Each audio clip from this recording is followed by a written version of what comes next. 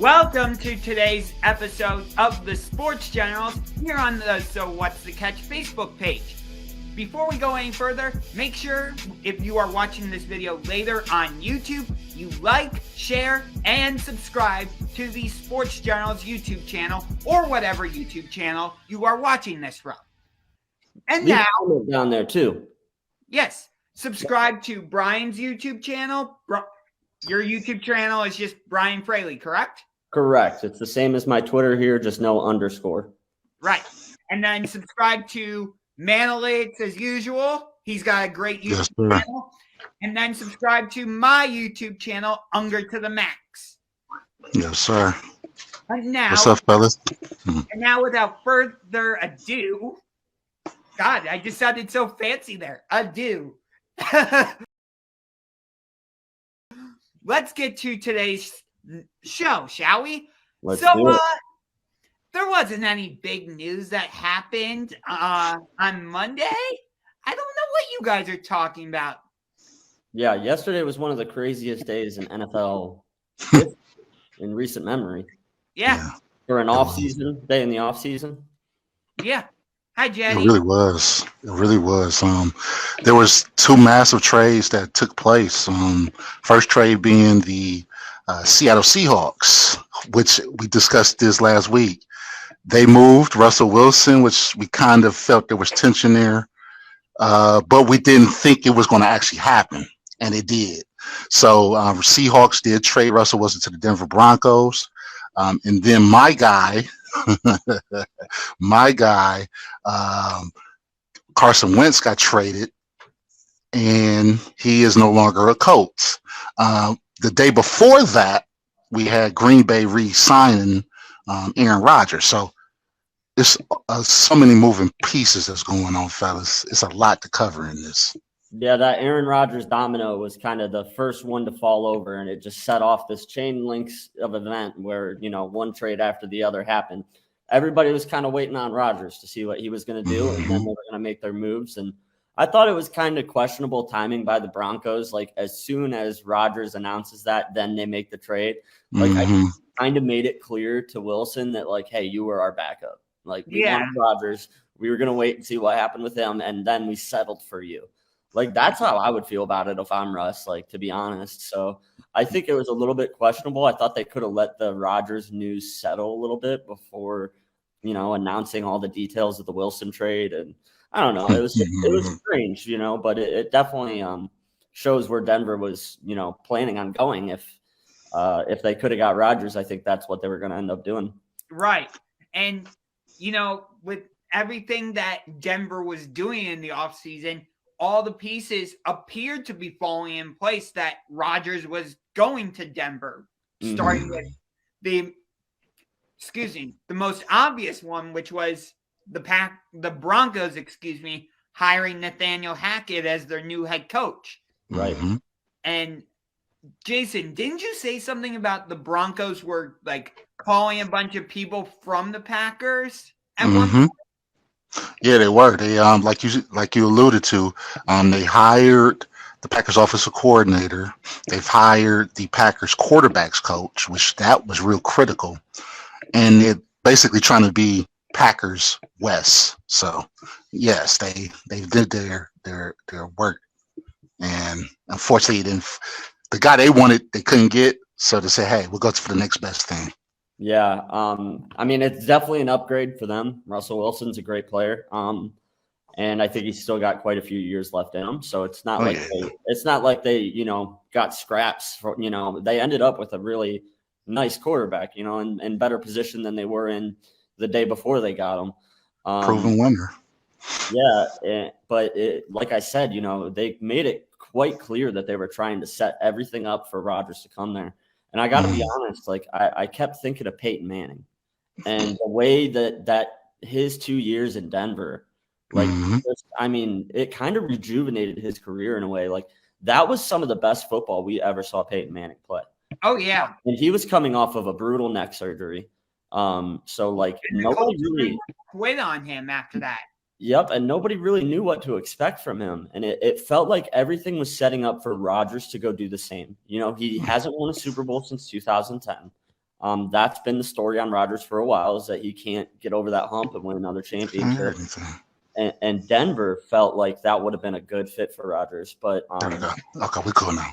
Green Bay's got a great squad, though. They're definitely going to be dangerous next year. I'm sure that everybody in Green Bay is thrilled that they stuck with Aaron. But, yeah, it's going to be interesting to see how things play out from there. Yeah, I mean, with everything, and we're basically just ignoring the Carson Wentz trade because, yeah, who cares? We'll get to it. But for me, I have two big takeaways from this. One, the AFC, which I think was already the better conference anyway, got way better because it's like, who's left in the NFC? So I actually started writing something about this.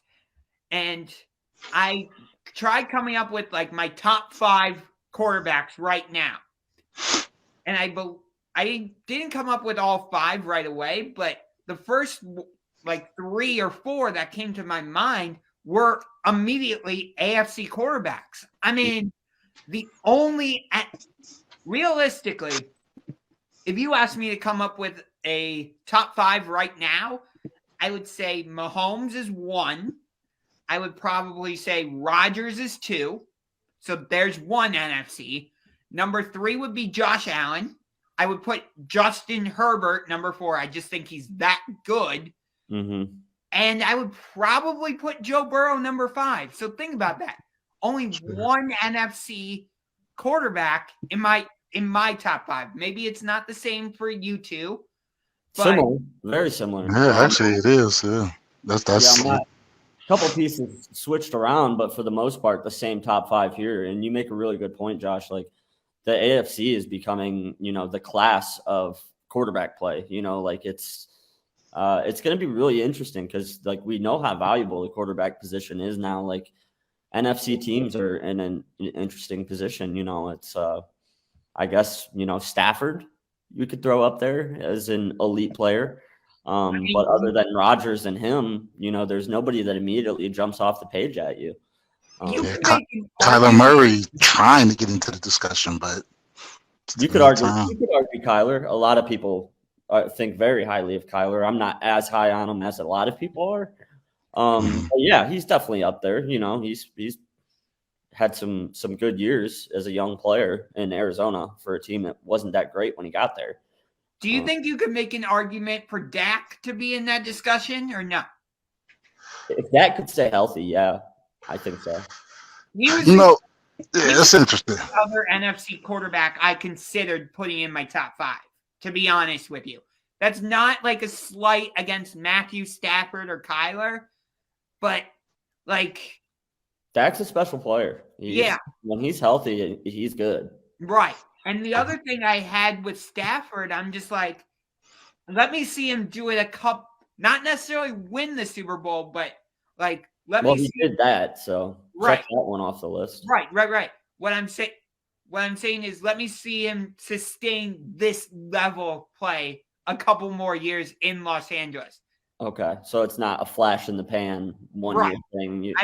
He sustained it though his whole career. It's just, the general public hasn't had a chance to see this is what he do on a regular. That's what I'm saying. I want to see him sustain it a little bit more. Like, show me that this wasn't just, okay, I'm out of Detroit. Like, now I can be a 1-year wonder. Stay in contention, that's the thing. This is where my top 5 differs from you specifically. Okay. Is I put Stafford in the top 5. That's fair. And I was higher on Stafford than a lot of people while he was in Detroit. Like I've been screaming from a mountaintop for years, like, yo, this guy is special. He's been doing these no-look throws and these, sidearm, like the things that people rave about Patrick Mahomes. He's been doing. He's just been doing it in Detroit with a dumpster fire of an organization around him and no eyes on him. So, nobody was really seeing what he's done. So to me, Josh, I disagree slightly because I think he has sustained that level of play for the past few years. He just now had the pieces around him where he could showcase that. Yeah. Okay, that's a fair argument. And in my top five, I would say is, number one, I got Mahomes, of course. But two, I actually had Justin Herbert rated that high. Really? I think he has that much ceiling. Just his mechanics and the technical things. So I had him number two. I actually got Russell Wilson number three. Number four, I had Aaron Rodgers. Mm-hmm. And then that fifth slot, I'm starting to fawn over Joe Burrow, but of course Josh Allen. Josh Allen has to be number five. I can't believe you've got the back-to-back MVP all the way down at number 4. Yeah. Because I mean, yeah, it's like the regular season awards. That's fine, but he got to impress me more than just regular season stuff in the NFC Central. Like I want to see, or the NFC North rather. I need to see more from him, and I need to see him in the playoffs. That's fair. Yeah. I think that's fair. The postseason criticism is it's accurate. The numbers show that Rodgers is not the best in the postseason. Yeah. I still have him as the best quarterback in the league. I have Mahomes and Allen in a fierce battle for the number 2 spot. So like 2A, 2B, pretty much. Exactly. And then I would put Stafford and Herbert as 4 or 5. And the two of them kind of interchangeable. I'm with Jason. I think Herbert's got a higher ceiling. Okay. So basically, we're all on the same page in terms of the AFC being the. Yeah, definitely. Yeah. Even the guys that we disagree on, they're in the AFC. They're not NFC. So yeah. And Russell Wilson was in the NFC. And but he's in the AFC now. Yeah. Right. I mean, it's an embarrassment of riches for the AFC right now. I mean, look at that division, period. I mean, they're quarterback. It's the best division in football. Man, that's tough. Yeah. Did you say we played them? We played them this year? Yeah, AFC West? No, thank God. Oh, God. What a quarterback. We played the AFC West this season. Next season, we played the AFC East. Yeah. Oh, yeah. It's going down. I mean, poor Derek Carr, he looks like pretty pedestrian compared to the other 3 quarterbacks in that division. I'm a Derek Carr fan. I think he's good, but he is not elite. He's not those guys. I think James said this on So What's the Catch yesterday. He's the worst quarterback in the division. Yeah, out of all the divisions in football, he's That's the fair. best number 4. Yeah. That's fair. Baker Mayfield ology. And then my other big takeaway, I would say, is like the idea of drafting a quarterback and developing them seems to be gone. Because think about it. What did Tampa Bay do 2 years ago? They went out and signed Tom Brady. What did the Rams do? They went and signed Stafford. Yeah, I see that. And immediately won. The Buccaneers signed Brady. They immediately win the Super Bowl. Rams trade for Stafford. Immediately win the Super Bowl. See, that's where I thought Rodgers was going to go. Is like the blueprint is right there for him. It's like exactly he could have been the 3rd one in a row to go somewhere else, be in a better situation, and win another Super Bowl. Yeah, so I was kind of shocked that he ended up staying. Just because I want better for Rodgers. I'm a big Rodgers fan. Yeah, I want Rodgers to win because, like we were saying on So What's the Catch yesterday, people try to put Aaron Rodgers in the same discussion as a Tom Brady, a Peyton Manning, and some of those other guys. It's debatable who's in the top class and who's not type thing, but for the most part, anyway, I know we agree on others, but still.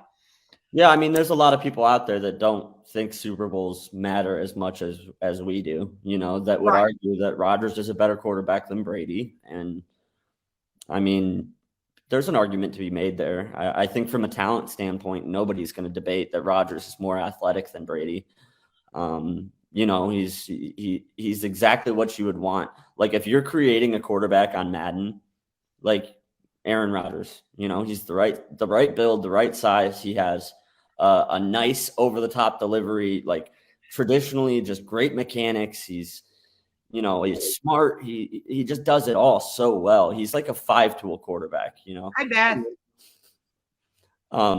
But yeah, you know what I mean? Like there's like a 5-tool baseball player. He's kind of like a 5-tool quarterback. He does everything about the quarterback position well. You know what I'm saying? Yeah, I got you. Like, whereas Brady, he's just a winner, just a flat, you know what I mean? Like he just figures out a way to do it no matter what, in spite of his athletic limitations. Yeah, I got you. Because we always have viewed Brady as like this statue quarterback that doesn't really move in the pocket unless like he has to. Right. Like a dinosaur. Right. Snap it and get rid of it as quick as I can has been Brady for the last few years. Yeah, you're not going to call a quarterback run for Tom Brady. And I apologize. We was having system issues, but we're back on track again. So all good. You weren't even gone that long. So, but yeah, the league has changed. The days of the Tom Brady, hey, I run a 5.5, but you know I could maneuver in the pocket.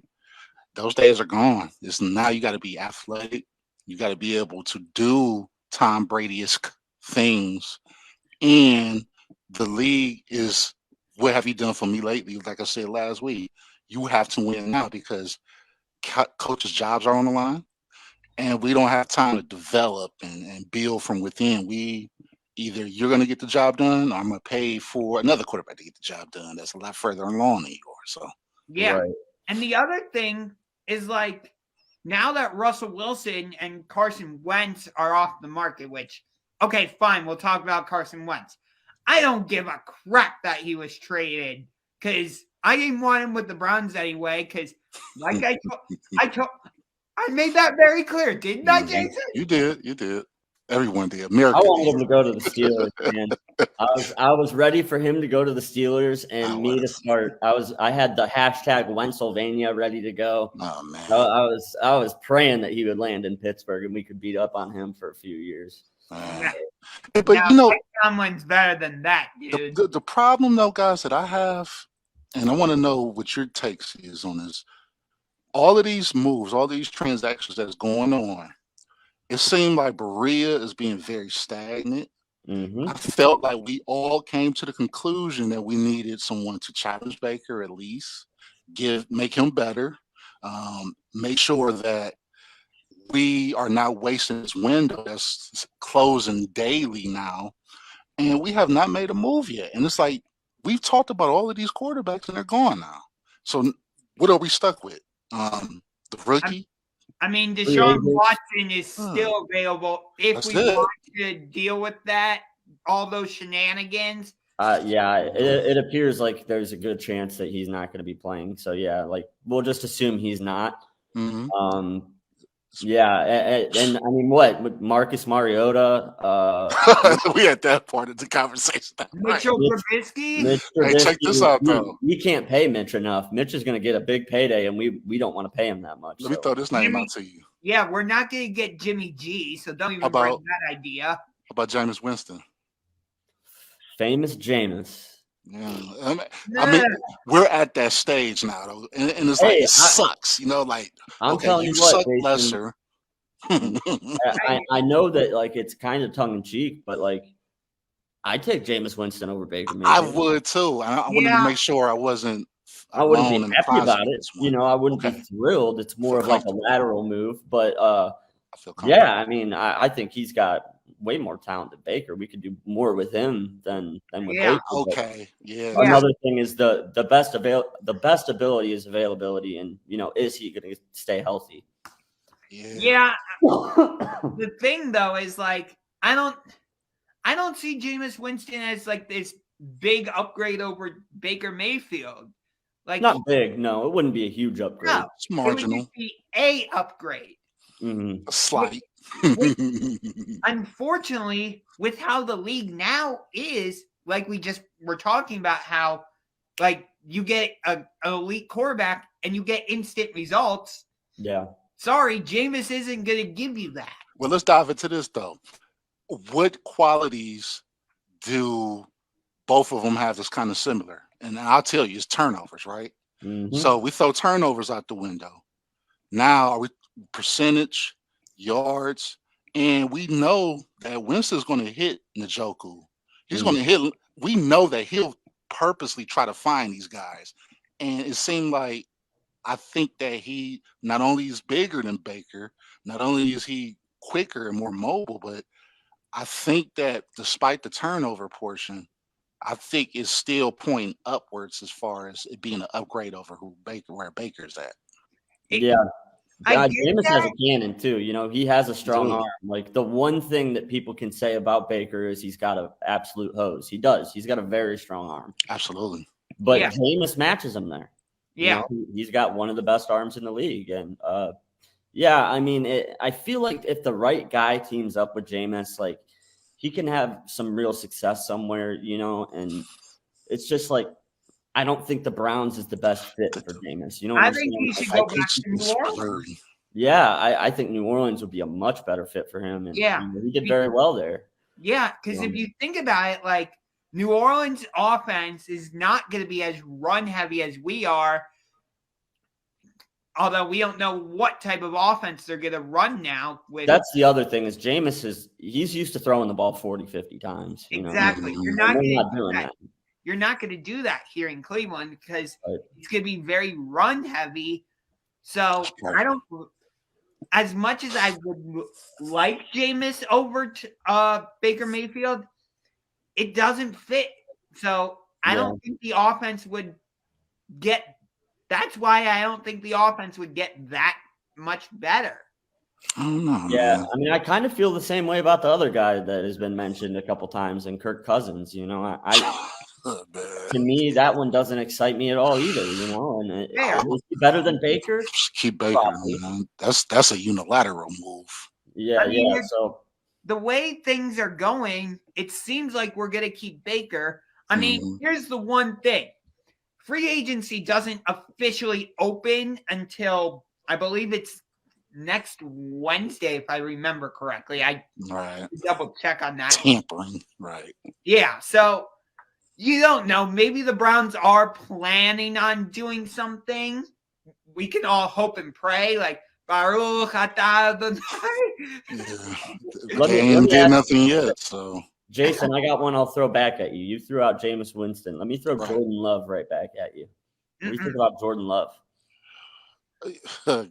That's interesting. He is young, but we don't have, from what I've seen, the games that I've seen him play, it seemed like he was in over his head. It seemed like he was a developmental player. Would he challenge Baker? I think Baker's probably going to beat him in training camp, but that's interesting. I mean, it can add depth. Yeah, you know, as a backup, and that could help his career in the long run. But as far as what we're trying to do now, because we're trying to win now, and that window's closing, I don't think that he helps that window stop from closing. See, if anything, he expedites it. See, I feel like the window for us competing, possibly to possibly get into the AFC Championship game at the minimal, has already closed. I really do. The current roster we have, I agree with you, Josh. I don't think this team makes the playoffs. And not just because of that, but because of what we were talking about earlier. Like, you look at the entire AFC West, the Broncos are reloaded. The Raiders made the playoffs last year. Mm-hmm. The Chargers were within a Brandon Staley knucklehead decision of making the playoffs, and Patrick Mahomes is there. And then you look at the AFC East. Josh Allen and the Buffalo Bills aren't going anywhere. Right. Mac Jones and the Patriots, they appear to be back, and we'll see what happens with the Dolphins. Maybe. We'll see. Yeah. And then you look at the AFC South. Tennessee, I don't think is going anywhere. We'll have to wait and see what Indianapolis is doing. And then you look at our own division. I think the Ravens are going to be reloaded because the only reason their season got so derailed is because of the amount of injuries they had. Cincinnati just went to the Super Bowl And I don't think that was a flash in the pan, but they got to reload their offensive line. We've certainly talked about that. Yeah, all those teams are in way better position than us. Exactly. But I want to challenge you guys, though. And then we don't know what Pittsburgh is going to do. Yeah, but this is what I would say. The only reason I'm saying the window hasn't closed yet, and I have optimism, is because, again, of all the teams that you guys just named, I think we have a better offensive line than every last one of them. You're kidding me, right? No, Football Focus actually graded us as the number one offensive line in football. So that's there's a lot of analysts out there who would argue that the Browns had the best. I don't necessarily agree with that. I think we have a very, very good offensive line. Yeah, I do agree with you there. But in terms of like, look at what we did last year and look at the roster now. Where have we got better? Nowhere. But again, guys, like the amount of sacks that was given to Baker, I would say 75% was his fault. Okay, so if you take that out the equation, we have a run game and we have an offensive line and we have a defense. We just need a coordinator. Do we have a defense? Yeah, do we have a defense? It's the coordinator, man. I mean, we got the talent, but they can't do anything unless they're told where to go and where to align and can we blitz someone for it, crying out loud? Like, we don't do any of those things. I mean, Clowney's gone. Clowney's gone. Yeah. I got to ask you straight up. Do you really think we have the talent on defense? Because, like, I don't think John Johnson is re-signing. I don't know if Walker's going to re-sign. Johnson under contract. I'd say, I mean, Garrett, Ward, and JOK are three good players. Beyond that, exactly, nothing about this defense does it for me. Like, we have holes on the D line. You know, we need depth in the secondary. We got a lot of problems. You know, we just came off of a 7-10 season, and in my eyes, we haven't done anything to get better. And a lot of the teams around us have gotten better. So it's like, for me to expect like this season to go any better with Baker Mayfield coming back to be our starting quarterback. Sorry, I don't think this team can go 500 with Baker as quarterback. I mean, I don't disagree with you, Bryan, with anything you just said. 100%, I think Myles Garrett and Denzel Ward are our two best players on defense. We have no wide receivers right now either. Right. You know, Jarvis is up in the air. We don't know if he's going to be back. Beyond him, DPJ is our only, and he's not a number one receiver. Yay, DPJ! Yay! But there's free agents. Free agency hasn't started yet. But who's going to want to come to Cleveland? Godwin's off. Whoever throw the money at him. That's going to want to come. And for two, okay, I hear what you guys are saying, but let's look at it from more of a league standpoint. Is it fair to say that Myles Garrett is probably the second best defensive player in football? No. Aaron Donald? No. You don't? Yeah. No. TJ Watt? Really? Okay. Yeah. So Myles Garrett doesn't crack your top 10. Cracks the top 10, yeah, but he's not the top two. Top 3? Top. I mean, you see where we're at with it. So we got we have a top tier talent defensive end. Well, all he does is rush the quarterback. He doesn't run defense. Right. He can only do so much. Right. Even if he has as good a year as he did last year, and last year was a special year for him. So if he produces to that level, which is expecting quite a bit from the guy, we still finish 7-10. Yeah. And you want let me throw this at you. I mean, we signed Jadeveon Clowney, right? Right. And think about the numbers he had. Why do you think he had those numbers? Because all the attention. It's because of Myles Garrett. Exactly. But that's, like Bryan said, that's the only thing Myles Garrett is really good at. Like, if you watch at least 5 games, I would say this season, maybe even more, teams were just like, guess what we're going to do? We're going to run the ball. And which side are we going to run it on? Myles Garrett's side. That what that lets you know is he's not the issue. The issue is we need a nose tackle or actual interior defensive lineman, and we need linebackers. That's what we're saying. That soars up there. Yeah, that's what we're saying. Those are big needs, and those are big holes that are on our defense right now. Right. And secondary, they're solid, but they're not what I was expecting for them to be. But Are they again, so good, though? Yeah, I mean, it's our other than coordinator, Denzel man. Ward, If you could have the same team, and all it takes is a coach to play to their strengths and weaknesses, and we're playing to Joe Wood's strengths. that's what we're saying, though. We're stuck with him, and we're stuck with the same exact defense we had last year, minus Clowney. Yeah. So it don't look that great. It really doesn't. Yeah, if they made a couple of these moves that we're talking about, if they make a splash move and get a guy like Bobby Wagner, and if they draft somebody, that's good for the D line, then we could talk about it. But right now, the state of the defense, I think it's kind of dire, until those holes are filled, those are big enough holes that teams can exploit those all year long, Yeah. So we're a couple moves away is what I'm saying. I'm not writing the Browns off and saying there's no chance we go 500 this year. I'm saying with us staying put, to expect us to do better than we did last year, while all of these teams around us have gotten better, it doesn't make much sense, Yeah. But yeah, we make a move, we have a good draft, then let's talk. There's an issue that I want to get to that's really bothering me, and it's this: it feels like every nationally televised game, it's the same teams being put on TV all the time. It's either in the NBA, it's the Knicks, the Lakers, or the Celtics.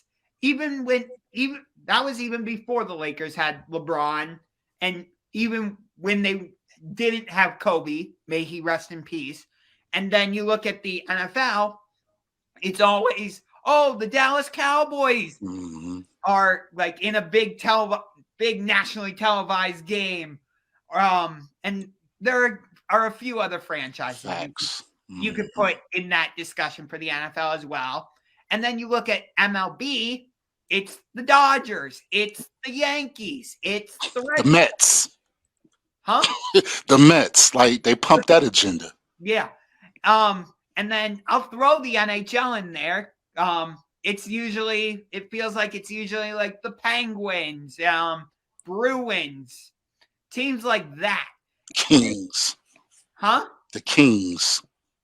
Back when the Kings were real Stanley Cup contenders, I would agree with you. Let's be honest, Josh. The NHL doesn't deserve to be in this conversation. None of them are even close to being the value of the teams are that you've mentioned in the other leagues. Okay, fine. They don't have a major market in the NHL. Okay, fine. Forget the. Sorry, NHL. We're just gonna politely push you out the door. But it's just why is it that I get it. The Cowboys are supposedly America's team, although I would argue they are not, because they have not been relevant since the late 90s. But why are these teams forced down our throats? It's I don't want to see the Knicks on ESPN all the time. I don't want to see the Cowboys in another high-profile game where it's the Dallas Cowboys are playing the New York Giants. Both teams are 1-4. Right. Guess what? We're CBS. We're still going to send Tony Romo and Jim Nantz to call that game. It's no, there's a way better game I'd rather watch with you guys at the call. Yeah, but that's you, the mega sports fan that knows everything. Yeah, I hate to be this guy, but I got to blow this argument up completely, because at the end of the day, all of these sports are businesses, and it's all about ratings and it's all about money. And Forbes 2021 list of teams, you ready? There's 3 teams you put on this rundown today. You have the Cowboys, the Yankees, and the Knicks. Okay? Listen to number 1, number 2, and number 3 in the world, including Real Madrid, including Barcelona, including Manchester United. Number 1, Dallas Cowboys. I knew it, yeah. $5.7 billion. It's crazy. Number 2, Yankees. New York Yankees, $5.25 billion. Number 3, New York Knicks, $5 billion. That's the 3 teams that were on the rundown that you mentioned that are being set down this way. So these are the 3 teams that make more money than any other team in the entire planet. The Yankees and the Knicks come from the largest city in the United States. So just based off of population, they're going to have the most fans. They do have the most fans. This is it's statistically verifiable that New York has the most fans. So when you want to talk about fair, honestly, they might not show them enough. They might not show them enough. Oh, man. Because if we want to talk about being fair, Cleveland, let me tell you what, they're down somewhere near the bottom of this list. They would never see, if you wanted what was fair based off of what these markets do and the numbers they bring in and the money that they brought in, we would never see a Cavs game on national TV. We would never see a Guardians game on national TV. So, are they being that's wrong? Yeah. I don't think so. I think that they're making incredible amounts of money and are incredibly successful doing what they're doing. So if they weren't making money and they were putting these teams on TV and it was like, yo, the Cowboys don't make money, why are they on the air? The Yankees don't get viewers. Why are they on the air? The problem is that more eyes tune into these teams that you mentioned than any other team, regardless of the standings. That was marvelous. So, that was a marvelous take. That was marvelous. And yes, you are 100% accurate with that. It is always about the money, of course. But I to go to Josh's theory, it does feel like the league still will push the agenda that, hey, there's so much parity. So you can win this year or this team can win this year. Everybody has a chance, right? mm-hmm. And then you're still focusing on just the Cowboys. And you want them to do good. So you have more primetime games set aside for them versus the up-and-coming team. So it's all about the money. But if we dig deeper into this, the guys that's behind those multi-billion-dollar corporations, the Jerry Jones of the world, the Steinbrenners, I believe that they have an influence with the other owners. And because of that, because of them being able to get agendas pushed through when it comes to collective bargaining agreements or just a simple tax reduction or whatever the case may be, they have the power amongst the other owners. They have the power with the commissioner because the commissioner is looking out for their best interest. So as a pat on the back, we'll air your team a little bit more than, let's say, the Chiefs or so, or somebody of that nature. So I think it's some behind the scenes stuff with that also. Very well said, Jason. That's a very awesome point. I really like what you're saying there. And it is kind of hypocritical when they're saying like, oh, anybody can win. But yet here we are with America's team. And let's be honest about Forbes too. Like we got to remember, like, who's brushing elbows with the people at Forbes? Probably the Jerry Jones of the world, the Steinbrenner. So they might be getting favorable valuations, and it might not actually be worth as much as they say they are. So yeah, there's an argument there too. And Josh, I agree. You're right. The Cowboys are not America's team anymore. They're not. I think you're right about that. But here's the problem: the Cowboys are the world's team. Any other country but here, like, ask them what's the most recognizable brand. It's the star of the Dallas Cowboys. When they go to London and play then? It's like, why watching the Jaguars and the Heat and the Texans? But the commissioner wants it to be a global league. You see how many of these trash games he throws over there at Wembley Stadium, and he had Jets Falcons over there last year. They want to be a global brand, and that's why. Even though you're right, Josh, the Cowboys, like, I don't want to see them on prime time. Like, not being a 500 team year in and year out. I'm tired of it too. But from a business standpoint, I understand as a fan, like, I'm not going to get what I want in this situation because those teams, they make the big bucks, and right. It just feels like even when these teams are rolling in the dirt, like, they're not going to be good. Like, there were a couple seasons where, like, Kobe had retired, LeBron wasn't with the Lakers yet. You knew the Lakers were going to be garbage, and yet they were on like 10 primetime games still and I'm just like, Are you serious, NBA? Yeah. Like, and I get your point, Bryan, that, like, they're a recognizable team. Heck, I even have a rally towel, but that's only because that's what I got when I went to see them as part of my quest to see all 30 NBA teams' arenas. That's why I have the Wizards pennant. That's why I have the Warriors pennant. That's why I have the 76ers pennant behind me, which we will get to the 76ers in a couple minutes.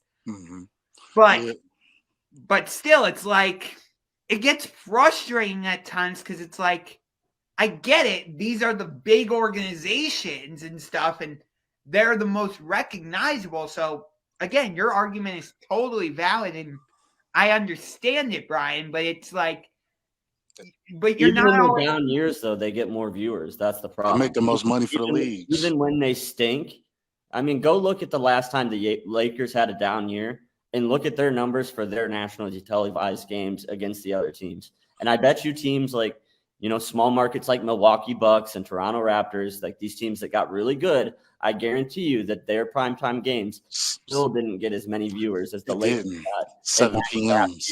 yeah. So that's the problem, man. It's just like they have so many eyes on them no matter what they do. So even if they're 0-82, like they still have such a big following that like it's just economics. It demands that they put them on TV that many times. Yeah. Just And from if they business. didn't, they're going to have a lot of people calling them saying, "Hey, why isn't LA on TV? They make more money than anybody else in the league. Why aren't we on TV?" You know what I mean? It's going to open up the argument from the other side. So, And here's the other problem too that I have. It's like when these teams are on these nationally televised games, you could look at the schedule and be like, okay, this is the better game. And I think more people would probably tune into rather than, let's say, Lakers Spurs, that's on ESPN. Let's say the 76ers are playing the Hawks, for example. It's all marketing, man. You know what I mean? It's like, at least from my perspective, I'd rather have like the more competitive game. The money perspective, Yeah. though. The money perspective, they're gonna go with the top earners. Top earner make the league the most money, so we're gonna air you because we need to get paid. Yep. Yeah. It feels like, especially with the NFL, because whenever the Cowboys are on like Fox or CBS, it always tends to be Jim Nantz and Tony Romo for CBS, or it's Joe Buck and Troy Aikman. And I get it. Like, Tony Romo is a former Cowboys quarterback, and Troy Aikman is a former Cowboys quarterback. But it's like, again, and I get it, the business side of it and all that, but still, like, why is it always that they're the ones getting the spotlight? Money talk, other stuff walk. Yeah, you keep asking the same question and you keep getting the same answer from us every time. So we're not going to keep going in circles. The reason is the money. Make us go in circles, though. It is that simple. It's the money, Josh. You're You're not wrong. A lot of sports fans would rather watch a more competitive game, but the reality is that doesn't happen. And it won't happen. They still get more eyes on them because the average viewer isn't like you. The average viewer isn't a sports genius like you are. You know what I mean? Like, you got to remember, like, we have to market to the average fan, not the super fan. I like their colors better. They wear yellow. I want to watch this team. Yeah. I'm all about it too. Like, because when, you know what I mean? When I was young and the Browns didn't have a football team, I like teams for all kind of reasons. I like their logo. I like their colors, like you're saying, And like, let's be real, like the average viewer of the NBA, they don't know that Milwaukee versus Philly matchup might be better than the LA versus San Antonio matchup. Playoff implications. But they know that the LA Lakers is a team that has had, the most famous players of all time and has won 20 championships, And my dad would always watch them on TV, so that's all I know about. Right. So, the question will always be, why do they keep getting the spotlight? Because they keep winning. Yeah. They win the viewership battle. So until these other teams get the eyes on them, it just won't happen. But there's another interesting team on this list that I wanted to bring into the conversation because they're not a typical large market. And all right, let's hear it. The Golden State Warriors. That totally makes sense. They cracked the top 10. So even though I kind of tore apart your guys' argument, I had that in my notes and I'm like, well, wait a minute. This is disputing my argument. You know what I'm saying? Silicon Valley. It's showing that a player like Steph Curry can change the entire narrative around who the team is, because like Golden State, they're from the Bay Area. Like that's not as big a market as LA or New York. It's a big market. California, it's a big market, but it's catching up. Right. So Silicon Valley. that means that these teams like the Cowboys and Yankees and Knicks, like there's people knocking on their door now. So it's getting better is what I'm saying. So like I think that a lot of people are screaming for what Josh is saying, like give us the better matchups. But unfortunately, the majority of people don't ask those questions. You got to win. The league wants to know, hey, is this team hot? They're hot. We're going to have them on prime time. If you're winning, then you're in. But if you're not winning, if you make me money, you're in. You over him. That's just how it goes. And Golden State been winning lately. Right. Do you remember on last week's show and the 2 weeks prior, I was like, is it March 6th yet? Is it March 6th yet? That type of thing. Part of that was because the Cavaliers were put into ESPN. Their game against the Raptors was not originally supposed to be on ESPN. They flexed but ESPN flexed that, which I love that leagues have the ability to flex games into Sunday Night Football, for example, in the NFL, or flex game like, hey, let's take this matchup out and put this matchup in. I actually remember back in the 2020 season, I believe it was, the Browns-Giants game actually got flexed into Sunday Night Football, and the Cowboys got flexed out. Right. So there are exceptions to the rule lately. It's getting better, So as much as I want to say, like, my argument's a clear-cut winner, like, there's some evidence to show that they're moving more towards Josh's style. So, there's definitely two sides to this argument. But at the end of the day, money is always going to be number one. Money talks. I know I asked that question. The little kid baseball player in me wants it to all be about the love of the game, but it's sorry, little Timmy, it's all about the money. No.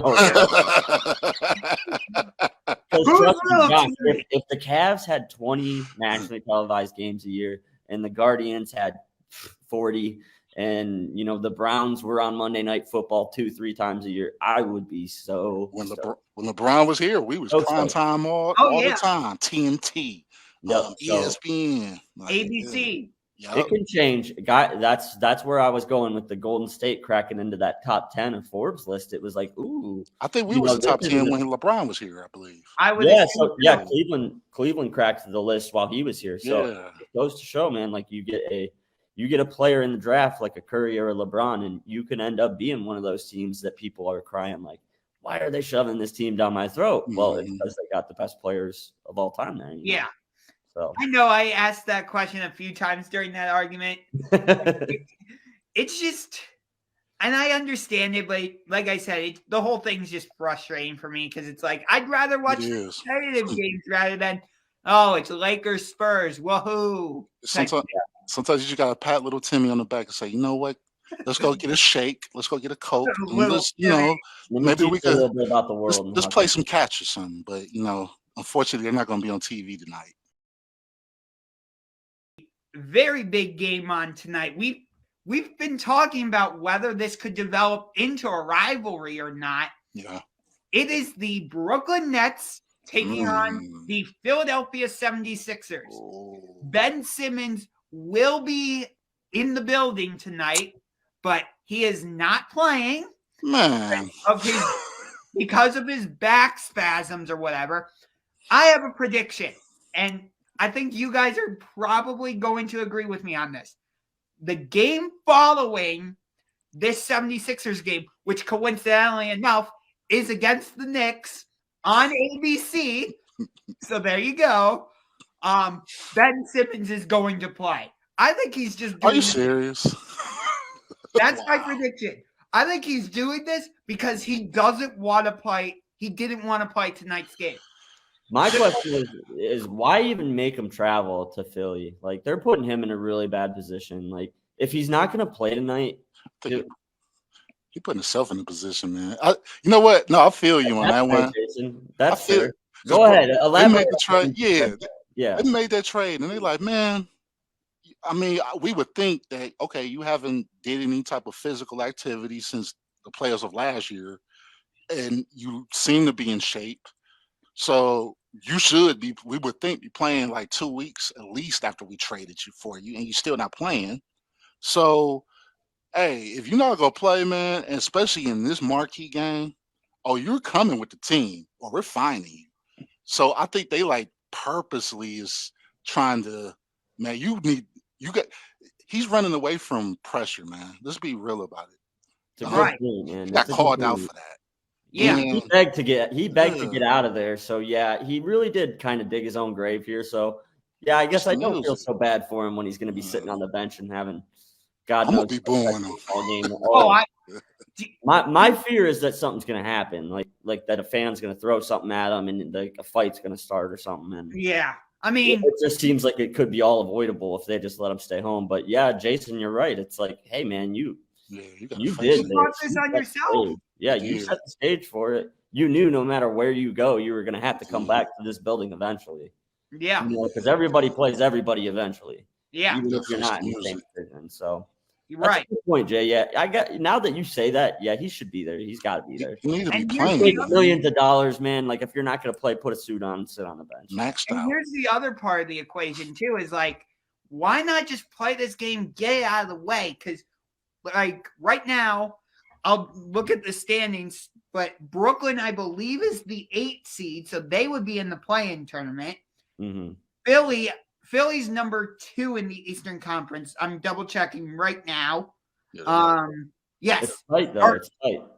No, Philadelphia is correction. Philadelphia is number 3 in the East. Okay. But Brooklyn is number 8. So let's say Brooklyn gets out of the play-in tournament and, they somehow win their first round series against whoever it is. They could potentially play Philadelphia in the second round. So get it out of the way is what you're saying. Just exactly. That's a good point. But Ben Simmons should have been playing to get in shape to, this. Yeah. Let's think about it. If the trade happened, about 3 weeks ago, 4 weeks, a month. It happened right before the Super Bowl. Because remember on our Super Bowl live stream, right at the end, that's when I broke the news to you guys. Right, yeah. Right. So he should have been playing like to get it out the way, where he would have been ready, locked and loaded, and ready to play tonight. Mm-hmm. And it's like he's delaying this, and it's just adding more pressure to him. It's adding more fuel to the fire. Because think about this. I told you when we talked about who won this trade, I said Philadelphia. I'm pretty sure I'm the only one that said Philadelphia won this trade. Correct me if I'm wrong, but I was bandwagon. I had said this. I initially said the Nets got the deal. And I'm like, no, I like the Sixers. I went to the Nets. I'm back on the Sixers bandwagon. I'm not a Ben Simmons guy. I think James Harden is fitting really well in Philly. I think they got the better end of that trade for sure. They look great. I wouldn't be surprised if they smashed them tonight. Either way, it's they in Philly? Huh? They in Philadelphia? Yeah, they're in Philadelphia. Oh yeah, so Kyrie playing. Okay. Yeah, Kyrie. Yeah, it's gonna be good. Oh, don't even get me started on Kyrie. Oh my Mr. God. Part-time. Oh my God. I had to check to make sure it was a visiting game. What's wrong? So he'll be available. Don't even get me started on him. Josh, what's your problem with Kyrie? You saw what he did against Charlotte the other night in Charlotte, dropping 50, right? Oh yeah, he's a dog. He's a problem, bro. Right. If you ask any basketball fan, I think they would be remiss to say anybody has better handles than Kyrie. He's number 1. Yeah, he's elite. When he's out on the court, he puts on a show, right? Yep. He can put up 50 like this anytime he wants. Yeah. But he's a part-timer, because he doesn't want to get the vaccine or, when the riots happened, it's like, oh, this messed with my head. I got to take a vacation or whatever. Yeah. It's like, really? Even the bed bug incident when he was in Cleveland, they stayed at a hotel, and the hotel, I guess, had bed bugs, and he just was traumatized, so he couldn't play the next game. Yeah, it's like a little bit of a diva. I get that. It's just so frustrating because it's like Kyrie is probably the one who recruited Kevin Durant to join Brooklyn and leave Golden State, which, by the way, if I had to make an argument between whether Steph needs a championship more or Kevin Durant, I would argue it's Kevin Durant because of everything with Golden State, but we can have that discussion on a different day. My overall point, though, is he's not just letting Kevin Durant down. Kyrie is letting the entire Nets organization down. He ain't letting me down. I'm a big Kyrie fan. I'm all about I don't have a problem with anything. I agree. I know what you're saying. He's a little bit of a diva. There's always some weirdo diva. But I think from a talent standpoint and from what he gave to my city, to me, I think Kyrie Irving's name his jersey deserves to be retired in Cleveland. Better be. Yeah. Honestly, like and like the thing with Kyrie being a part-time player right now, like the problem is like he's allowed in the building. He's allowed to sit on the bench with no mask on, but he ain't allowed to play. Explain that to me. How is that Kyrie's problem? It's not Kyrie's fault. Politics. It's not Kyrie's fault that there's a dumb hypocrisy in place in New York that he has no control over. Like you're telling me I can't play on the court, but I could sit on the bench next to my teammates with no mask, unvaccinated. Like, yeah. Or visitors could play in our arena with not being vaxxed, but because I'm a part of the team, I can't. It's all just that's why it's like I don't agree with people hating on him for not doing something. I agree with people for being critical of someone when they do something. If you're a guy like Deshaun Watson and you do something that deserves to be critical of, okay, then yeah, like I agree with you. But to me, Kyrie, all he did was not do something. He didn't do it. You know what I mean? He just didn't get a vaccine. He didn't do nothing wrong. He didn't break any laws. He didn't hurt anybody. Which I'm not accusing him of doing, by the way. No, I agree. I feel bad for Kyrie. My only beef with Kyrie is not that he took a stance for something he believed in. I understand that. But my beef with him is if there's a situation where you decide to put yourself over the team and you know that you're the main reason these people came to my team, but now you just like, man, y'all go ahead and work. I gotta go meditate or something. You like, man, what you want? That's a good like, come on, man, I'm here because of you. Right. It's like I'm not trying to advocate and say go get the vaccine or whatever. Like Kyrie can do what he wants. I'm not gonna come out and say I'm an anti-vaxxer. I'm pro-vaccine. Like, I don't want to bring politics into this show. That's not what this whole thing is about. It's just frustrating to me when you see Kyrie put on that type of performance, like what he did the other night in Charlotte, or like what we've seen him do in the past. And it's like, why are you doing this? Where it's like you're only playing part-time. Like, you're robbing us of like something special. Like I understand that argument, but I feel like they're robbing Kyrie of the opportunity. That's where we differ a little bit. So you think it's a bit of a two-way street? Yeah, I think it goes a little bit both ways, but more people agree with you on this one than me. Like a lot more people think that Kyrie is wrong for taking a stand and not getting it, and I get that. And I'm not taking a stance on this is nothing political at all. To me, it's just crazy that like nothing happened. He didn't do anything.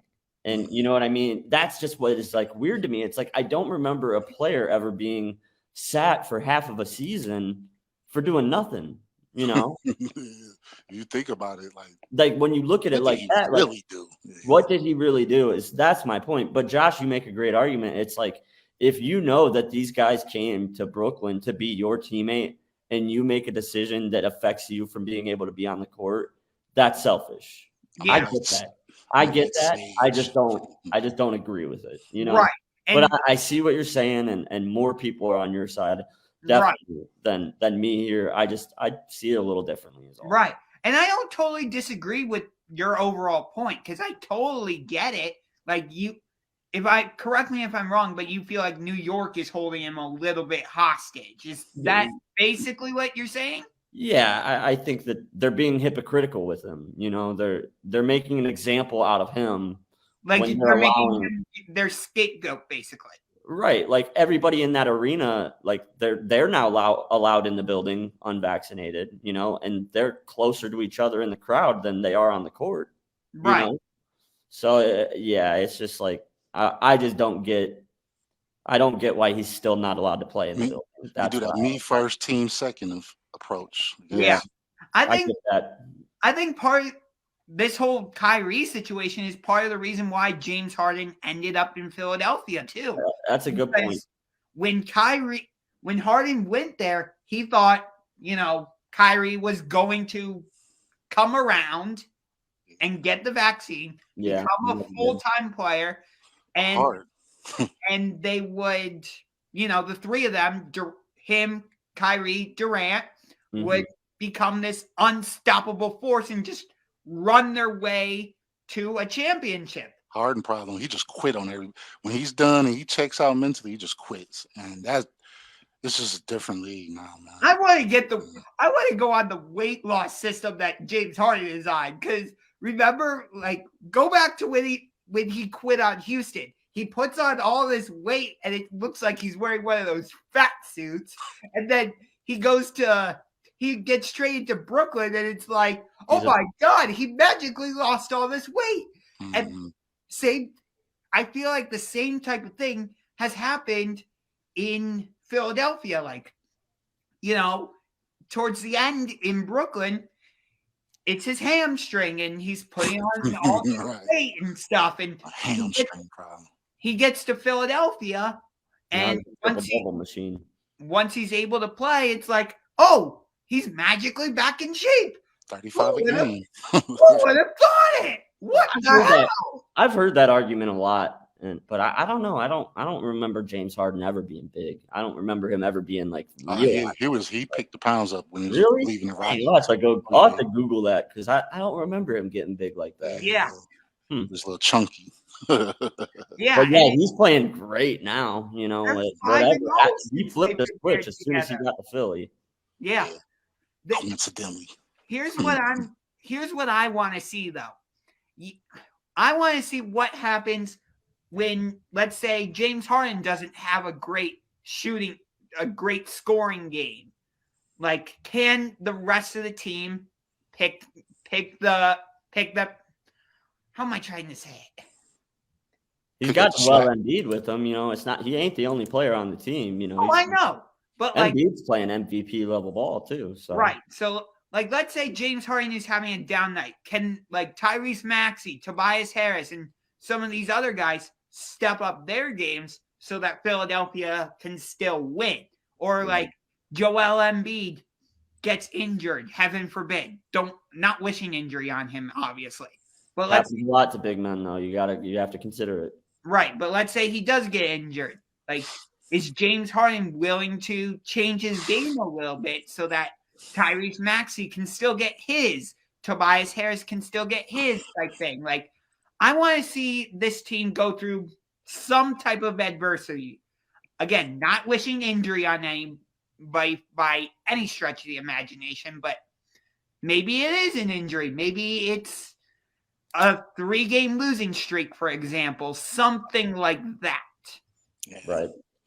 Well, we have now gone 10 minutes over. We gave you guys 10 minutes of bonus content because we got off to a little bit of a great start. We love I'd say we should do some final thoughts. My final thought is pray for baseball. There's some chirping going on today that they may be making some progress. They've already canceled a couple weeks of games. I'm praying that no more games are canceled. So next week, stay tuned. We'll update you on the situation with baseball. Hopefully we'll have a season. Yeah. My final thought is AEW Revolution was absolutely amazing. It was one of the best. I think it might be the best wrestling pay-per-view I have ever seen. If you have the opportunity, go and watch it. I would say there was only one match on the pay-per-view card that I didn't like. Yeah. Other than that, it was 5 hours of just straight up violence and joy. Yeah. My final take will be, and this is to the Browns front office. the slowest car usually get to the building the last time. What that mean is all these transitions that's happening and we're still slow. We need to pick the pace up because we about to, what are we doing? Like, seriously, like, what's going on? So, and again, before we leave, if you have not already done so, like the So What's the Catch Facebook page, subscribe to the Sports Generals on YouTube, subscribe to all 3 of our YouTube channels, because we love getting subscribers. We love pushing out content. You will see this video on various YouTube platforms and other various platforms. But until next time, I'm Unger to the Max. That's Bryan Praley. That's Mr. Manalytics as usual, Jason Vaughn. We will see you next time, Mr. Knucklehead. I don't know why I put Mr. on there. Goodbye, Canada. Peace out. Bye, Canada. Adios, Mexico. Good night, America. Yes. Good night, America.